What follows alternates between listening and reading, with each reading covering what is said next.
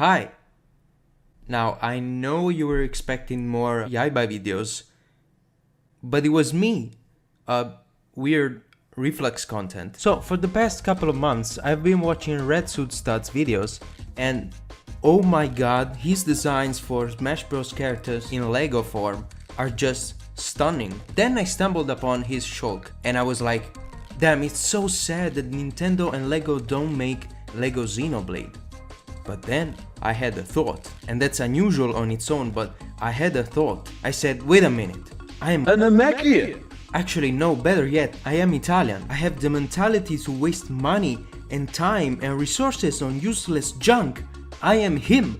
I can do it. Though unlike Red Suit Studs, I will not be using external devices such as scissors, erasers, pliers to change the shape or the design of the Lego pieces. I will try to be as most accurate as I can while also preserving the Lego pieces as they are. So to start things off, we have actually the most recent character added to the franchise. Ladies and gentlemen, literally John Xenoblade himself, Alois Bernhold. The first time we see him, he's wearing a mech pilot suit, but his main one is composed of a boring blue jacket and tan pants, because he's just like a normal guy. Those are fortunately common Lego pieces, and as for the head, I just slapped Chris Pratt's face on it. Koopas! To me, he looks pretty accurate, but in game he's actually wearing a black shirt, not a dark red one, but there were many choices. How's it poppin'? Then we have an iconic character indeed, I'd say. Malos. Indeed! He was also pretty easy to make, but I'd say this character is still a work in progress. I have him completed, but I still have in mind some torso pieces and also leg piece that might work better. There you go. So basically, one feature that is very important about Malos is his big, towering shoulder pad piece. So I chose this one, which isn't really rectangular, but it's the biggest I could find in a color that satisfied me. As for the face, how could I not use that iconic Lego piece with shad cheek lines? Monado J! The torso piece is actually a combination of two. I particularly like the center red light, which is supposed to be purple, but you know what, with a bit of VFX we can change that. Is this as far as you go? A. No, really, that's her name. A. Getting A right was a pain. This is the portrait. This is how she looks in game. Then I checked the wiki, and the wiki said A wears a navy and black armor. Then I googled what this navy color is supposed to be, and then I compared all three, and my brain is exploding. I hate being colorblind. Anyway, this is the final result. And to be fair, this one was pretty much a zombie build because I used different torso and leg pieces.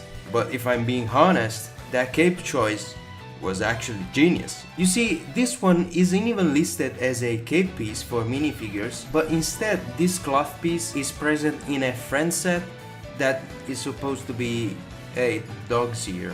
But it works great as a minifigure's cape, so that's fine by me. At first I wanted to use these dual molded legs, but the color was slightly off and that bothered me. And honestly, I think I nailed their expression. It really radiates just, Matthew, you're a dumbass, but fine, I'll teach you how it's done. Phenomenal.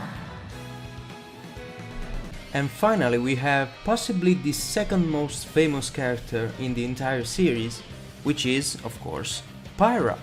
Now, Red Suit Stud's Pyra was pretty spot on, but I did change a couple of things.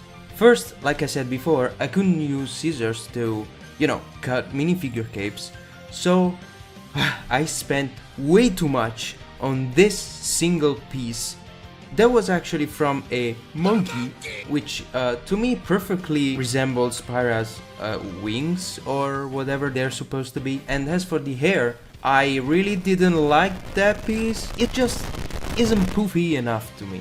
Luckily, I found this one, which is so much better in my opinion. However, it doesn't come in red, but it comes in dark red. which isn't really the exact shade of red that Pyra's hair is. However, I do not care. As you can see, I've also added this, how do you say that?